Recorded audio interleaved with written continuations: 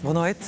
A caminho das presidenciais, hoje o debate é entre Henrique Gouveia Melo e António José Seguro. Sejam muito bem-vindos. O sorteio ditou que começa António José Seguro e termina Gouveia Melo. Ora, a mais recente sondagem conhecida hoje, António José Seguro, feita já em período de debates, revela que os senhores são os candidatos que sofrem uma queda maior, a queda mais abrupta no último mês. Revela também, algo curioso, que há quase tantos eleitores do PS a apoiar Henrique Gouveia Melo como a apoiá-lo assim. Nós sabemos que as sondagens, valendo o que valem, são, apesar de tudo, um retrato do momento, não definem a decisão de 18 de janeiro, mas nesta fase sente que pode estar a ser vítima de um ajuste de contas com o passado ou há outras razões para não convencer os eleitores socialistas que decidiram apoiar o seu opositor desta noite? Boa noite, Clara de Sousa, boa noite, Henrique Gouveia Melo, e cumprimento os nossos telespectadores.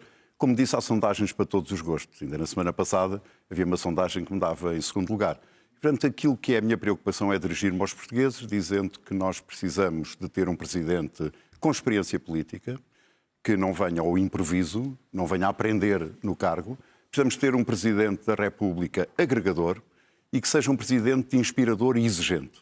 Há muita coisa boa no nosso país, mas há muita mudança que precisa de ser feita e eu venho com esse espírito, com essa iniciativa e com essa convicção. E, portanto, não acha que nada esteja a falhar do seu lado, pelo menos para estes sinais que as sondagens vão dando, pelo menos esta última? Vamos ver. Eu sinto-me muito confortável com o apoio que tenho recebido por todo o país. Ainda na semana passada, cerca de 130 presidentes de Câmara. 127. 127, exatamente. Portanto, está a ver. Sinto-me bem acompanhado, sinto cada vez há mais adesão à minha candidatura, portanto, sou um candidato feliz. Agora, naturalmente, ninguém tem unanimidade e vamos trabalhar nesse sentido de dar razões para que as pessoas se aproximem ainda mais da minha candidatura, porque é necessário equilibrarmos o sistema político. Nós temos um sistema político desequilibrado e precisamos que o campo político que eu represento tenha presença nos órgãos de soberania do nosso país. Já lançou aí uma das provocações, chamemos-lhe assim, sobre a questão da experiência ou não experiência. É um dos temas que também estará presente neste debate. Henrique Gouveia Melo, não sabendo se há ou não uma relação direta com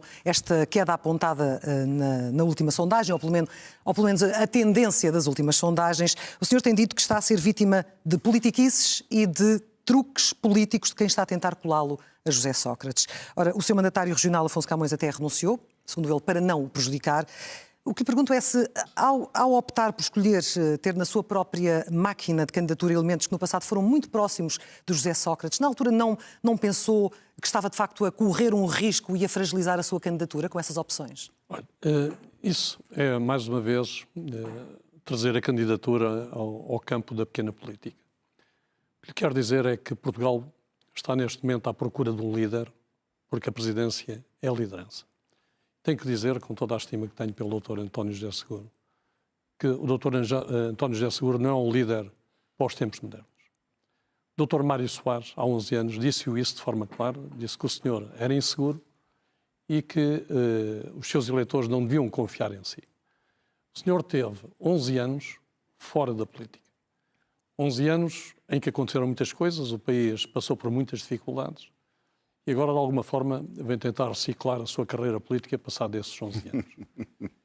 Nesses 11 anos aconteceram coisas graves, eu estive presente. Estive sempre presente, mesmo não sendo a minha missão, estive em Pedrógão, estive no processo de vacinação, que foi um processo difícil, como todos nós sabemos, e o que está aqui em causa é que eu, e permita-me a franqueza e de alguma forma, dizer que acho que o senhor Dr. António José Seguro é um líder nem-nem.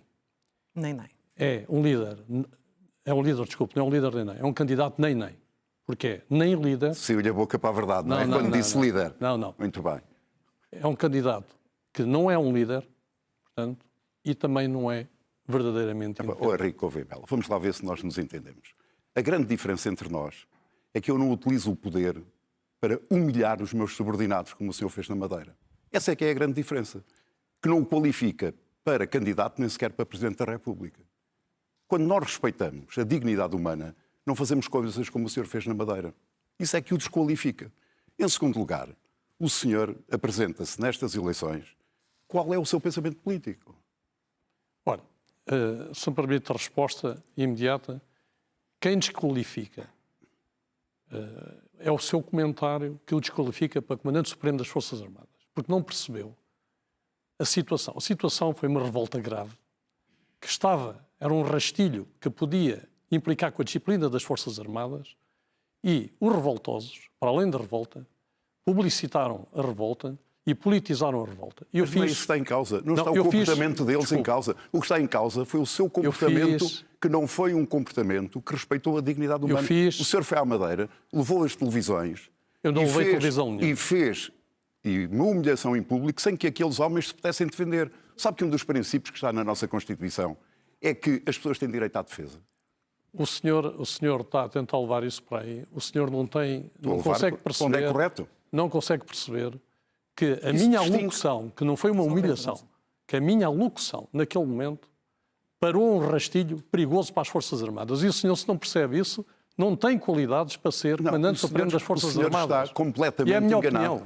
O senhor está completamente enganado. Aliás, o senhor tem na história de Portugal mais algum dirigente militar que tenha feito o que o senhor fez? Há muitas situações. Não, mas tem um exemplo, dê-me. Não lhe vou dar exemplo nenhum, mas há muitas situações na história. Sabe porque é que o senhor não dá exemplo? Porque não tem exemplo absolutamente nenhum. Isso é indigno, aquilo que o senhor fez. O senhor mostra como é que exerce o poder em público e isso não o qualifica para Presidente da República. Como é que o Henrique Gouveia Melo garante que não chega a Belém com uma postura de comando militar, mas sim com capacidade de negociação política para a função que poderá exercer? Porque, naturalmente, nós adaptamos-nos às missões e às tarefas que nós temos. A Presidência da República é uma missão? Para mim é uma missão. E já provei que tinha essa capacidade. Onde é que eu provei? Provei precisamente na pandemia. Eu tive que lidar, não foi um comando militar. Aliás, eu tive que lidar com uma grande desorganização, uma estrutura muito aberta, e nós conseguimos todos, de forma em conjunto, de forma coerente, e num processo que era muito político também, conseguir levar a nossa carta a Garcia. E de que forma é que isso o qualifica para Presidente da República? Qualifica-me como qualquer cidadão que concorra à presidência da República. Sou um cidadão, quem vai avaliar dessa qualificação ou não são os meus concidadãos, e eu o que fiz é que já demonstrei as minhas capacidades. Estive presente, fui líder, apresentei resultados. Eu não sou um profissional da política, mas sou um profissional de resultados. E esses resultados foram apresentados. À sua frente está hoje um homem que tem feito várias críticas a Gouveia Melo. Diz António José Seguro que ele revela imaturidade política, falta de preparação para o cargo, que quer atropelar a Constituição e também fala do risco de instabilidade institucional. Que riscos vê neste homem que está à sua frente perante essas acusações que lhe faz? Em primeiro lugar, eu quero dizer que sou professor universitário. Portanto, vivo do meu trabalho. Sou um pequeno empresário. Vivo do risco de empreender. É isso que eu faço. Portanto, não sou um dependente da política. Em segundo lugar, o senhor tem todo o direito de se candidatar a Presidente da República. Nunca ouviu, até hoje, nenhum argumento meu a dizer que o senhor não tinha esse direito. Mas uma coisa é o direito. Outra coisa é a experiência que o qualifica para desempenhar essa função. O senhor não vai para Belém dar ordens aos partidos. O senhor tem que dialogar. Que experiência é que tem de diálogo com os partidos? Que experiência é que tem de diálogo com os governos? O que é que o senhor conhece do sistema de governo e do sistema político? Votar em si é uma aventura. É um tiro no desconhecido. Mas, que experiência é que o senhor tem das instituições europeias? Que são fundamentais, que são cruciais.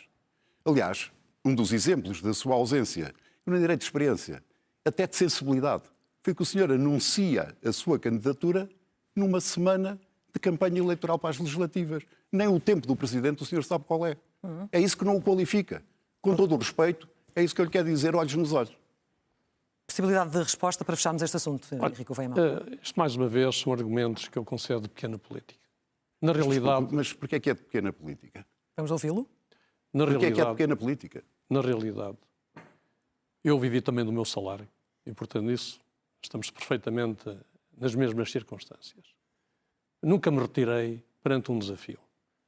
Fui sempre um líder respeitado. Pelos vistos, os seus parceiros não o respeitaram da mesma forma. Portanto, isso é a grande política. Não é grande política, não é grande política. Mas também lhe queria dizer o seguinte. Eu concretizei coisas muito complexas. Negociei coisas muito complexas. Não julgo que tem mais experiência de negociar do que ele. Mas o que é que negociou? Explica. O que é que isso qualifica acordos, para candidato? Acordos internacionais. operações complexas com diversos países. Henrique Gouveia, desculpe, mas não tem absolutamente razão, absolutamente nenhuma. Eu fui líder num momento difícil da vida do nosso país, quando o país estava sob assistência financeira. E mesmo quando era fácil tomar opções que me pudessem proteger, opções de natureza partidária, eu defendi sempre o interesse nacional. E isso custou-me muitas incompreensões, mas estive sempre do lado do serviço do nosso país. E, portanto, verdadeiramente, eu tenho experiência, quer em momentos calmos, quer em momentos de grande agitação.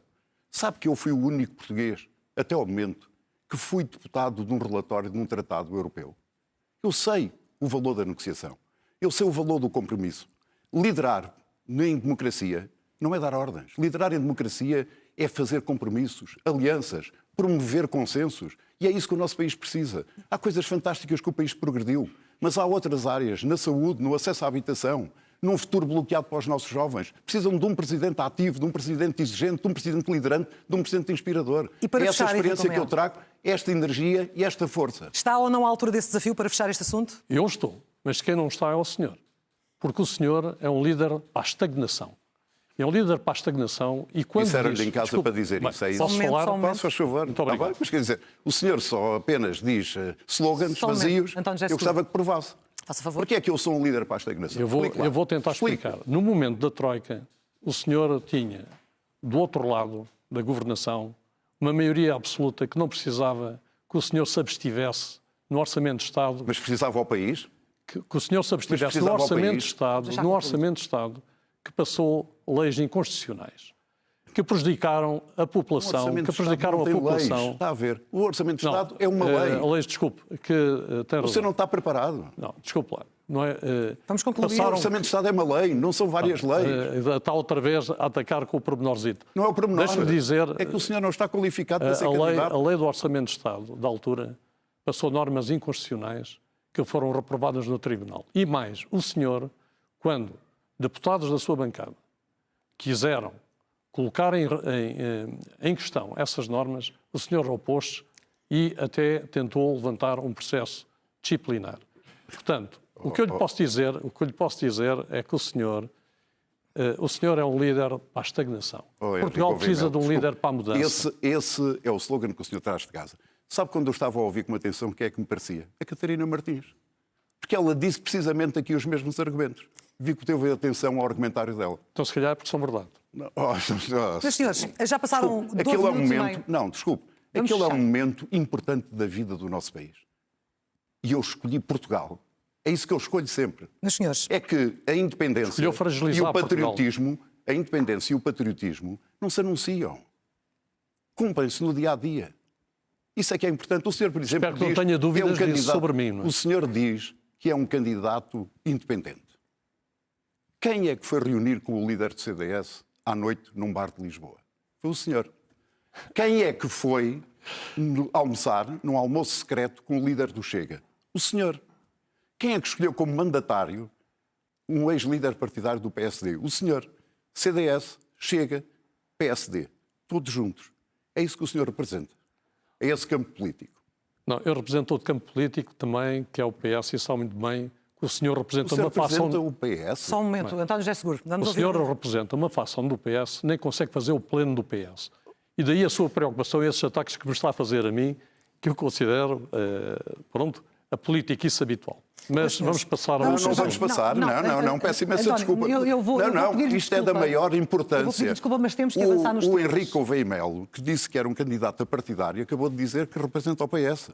Bem, não só é uma observação que demonstra que o senhor diz o que lhe apetece em cada momento, como foi assim com o serviço militar obrigatório, que já mudou de opinião, agora transformou-se num candidato partidário. No candidato partidário. Eu não disse que representava o PS, eu estou a dizer que o senhor não representa o PS todo, que é uma coisa diferente. Henrique Gouveia Melo, vamos lá ver. Vamos fechar. Eu não represento nenhum partido.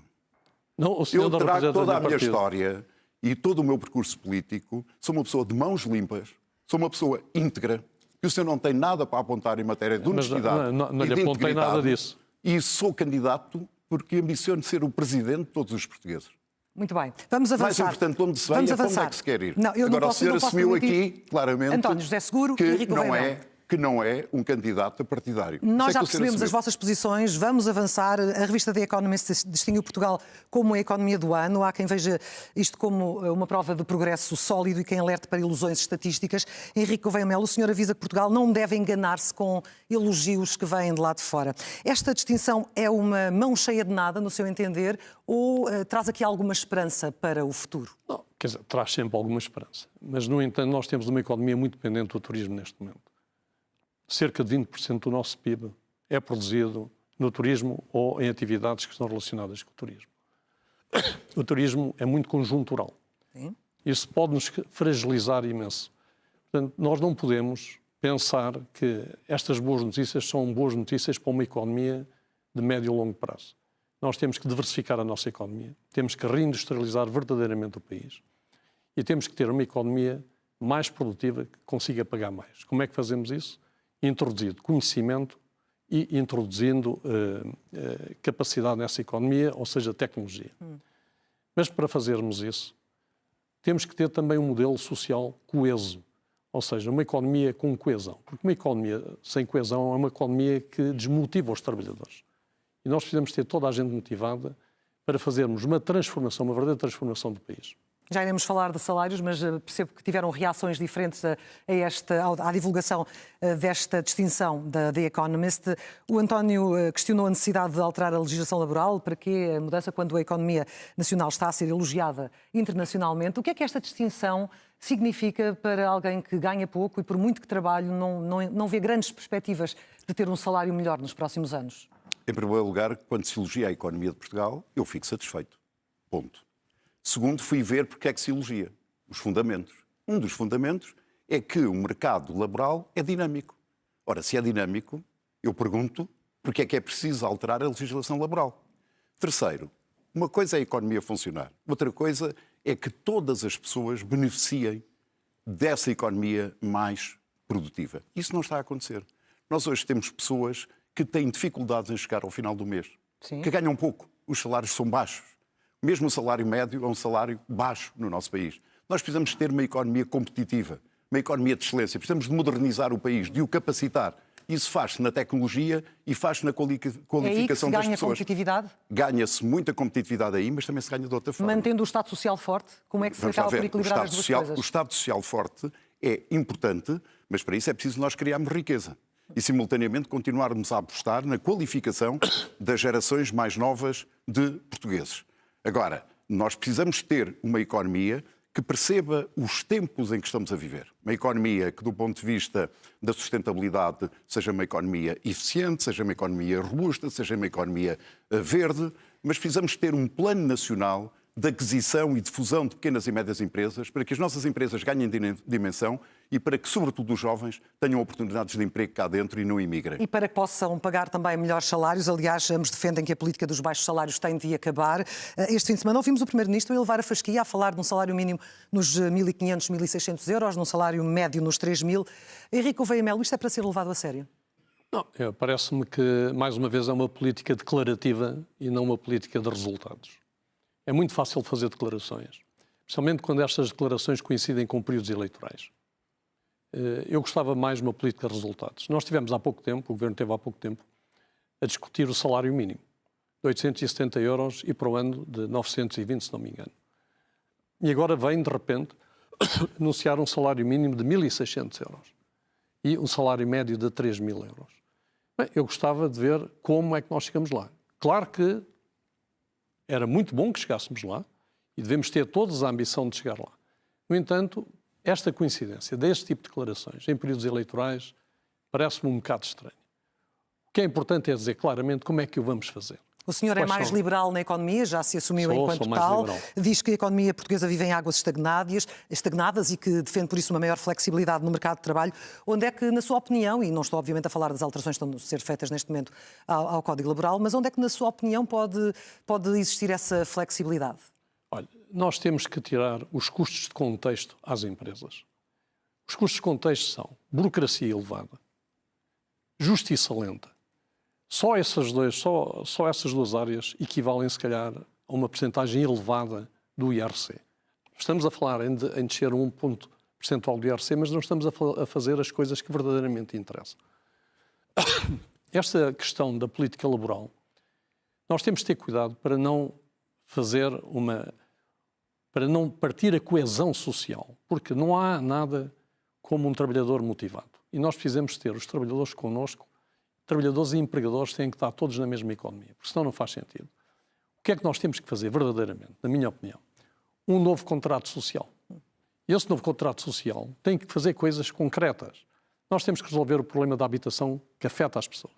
O problema da saúde e da desorganização que nós temos. Enquanto estamos a falar de salários irrealistas, temos um problema concreto para resolver, que é o da saúde. Temos problemas na educação.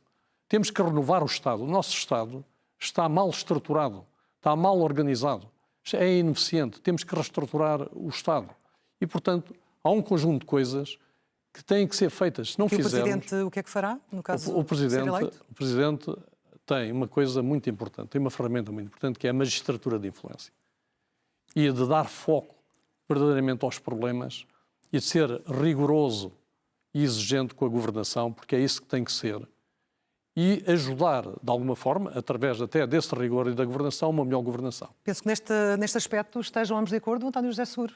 Bem, há aqui uma convergência de opiniões em relação àquilo que disse Henrique Gouveia Melo, nomeadamente naquilo que é uma proclamação, uma ambição ou era propaganda por parte do Primeiro-Ministro? Em relação aos E em relação, nomeadamente, à necessidade de flexibilizar a economia? Vamos lá ver. Eu sou um defensor da concertação social. E é na concertação social que se devem definir questões essenciais que têm a ver com o crescimento económico, a produtividade, os ganhos dessa produtividade, como é que eles são distribuídos e possam existir melhores salários.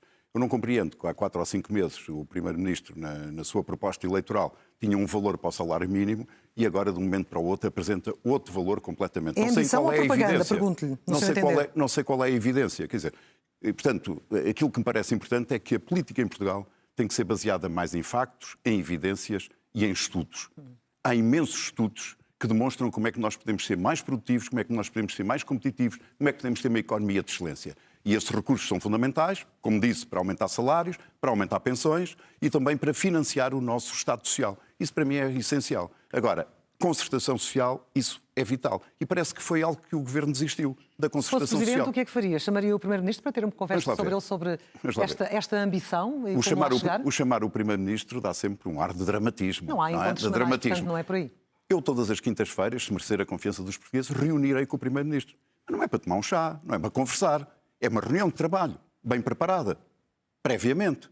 E, naturalmente, que as grandes questões que neste momento se colocam ao nosso país, desafios essenciais, entre os quais o da economia, mas também o da saúde, ou do acesso à habitação, ou dos jovens terem futuro, naturalmente que estão nas minhas prioridades, como a questão demográfica. Sim, já falámos sobre isso. Ambos já mostraram grande preocupação com a crise de confiança na justiça e também com os contornos do caso Influencer. Henrique Gouveia Melo mostrou-se indignado, criticou o estado de vigilância, interroga se estamos num estado semelhante ao tempo da PIDE. Concorda com ele? Vamos ver. Há determinadas situações que nos levantam dúvidas sobre o sistema de justiça. Eu já tive a oportunidade que a justiça precisa de se explicar, precisa de esclarecer. E não parece bem que o Procurador venha falar em prendas de Natal e não prendas de Natal perante processos importantes, um deles investigando... Ele diz que foi mal interpretado. Um deles, quer dizer, está bem, mas quer dizer, a Justiça tem que dar esclarecimentos, tem que dar posições muito claras. Agora, sobre as escutas, eu não gosto de ver devassa na praça pública. Eu não gosto de ver escutas, ainda por cima, escutas que nem sequer têm nada a ver com processos, mas mesmo tivesse, eram graves na mesma. Portanto, eu considero isso. Agora, eu não retiro nenhum instrumento àquilo que o Ministério Público deve fazer para combater o crime. Hoje, aliás, é um dia que se comemora o crime contra a corrupção. Nós precisamos de ter mecanismos mais efetivos para prevenir a corrupção no nosso país. E onde é que traça essa linha da necessidade da Justiça investigar e do abuso do Poder Judicial? Bem, essa linha está definida na Constituição e nas leis. Precisam de ser cumpridas. Quando vem para a praça pública devassa de escutas, isso está a violar a Constituição e está a violar as leis. E o Presidente deve ser apenas um moderador moral ou deve ser mais do que isso? Eu já disse no último debate que tive aqui que é meu desejo e minha intenção chamar o Procurador, e portanto estou a dizer chamar o Procurador, para termos uma conversa séria sobre esses procedimentos. Henrique Gouveia Melo, acha mesmo que a atual situação pode comparar-se com a vigilância política do passado? Vamos ver, nós o que temos de ter cuidado, não se compara porque a vigilância política tinha um objetivo político determinado. No entanto, o que nós não podemos cair é num sistema de vigilância alargado, descontrolado e que de alguma forma retira confiança na justiça. A justiça tem que ser transparente, tem que ser equitativa para todos, tem que ser célere e os próprios atores da justiça têm que estar envolvidos nesta mudança da justiça. Todos nós reconhecemos que temos um problema na justiça e ele tem que ser resolvido.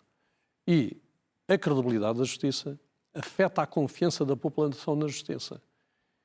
Nós temos, nos momentos em que há eleições, libertação de casos e de dados que não se sabe de onde é que vêm, sobre processos que estão a decorrer e muitas vezes complexos, sobre determinados atores, não me parece que seja bom para a justiça, porque isso é uma justiça de pelourinho. Portanto, os próprios Como é que reage atores... àquilo que disse hoje o Procurador-Geral da República, de que o Ministério Público não tem agendas? O Ministério Público pode dizer que não tem agendas, mas tem que parecer não ter agendas também. Não basta só dizer. Porque tem que gerar confiança na população toda e tem que gerar esse bem essencial desse pilar da soberania e da democracia, que é a justiça. Neste aspecto, António José Seguro, totalmente de acordo. Mais um ponto de contacto entre si e o Almirante Gouveia Melo. Não se trata de um ponto de contacto, quer dizer, eu sou um defensor da nossa Constituição e do Estado de Direito Democrático. E, portanto, a justiça é um pilar essencial, mas que está a precisar de obras. Muito bem. Falemos de mais um tema, até porque o nosso tempo caminha largamente para o final. Gouveia Melo também considera que precisamos de um presidente que compreenda o mundo e domine os assuntos da defesa. Num mundo instável, um presidente pode falar de defesa sem conhecimento técnico ou isso fragiliza o desempenho do cargo? Não, vamos lá ver. O Presidente da República é um político. E um político tem uma visão do mundo. Eu, por exemplo, sou um europeísta. A nossa comunidade de destino, quer em matéria de progresso, quer em matéria de defesa e de segurança, é a Europa. Para mim isso é claro.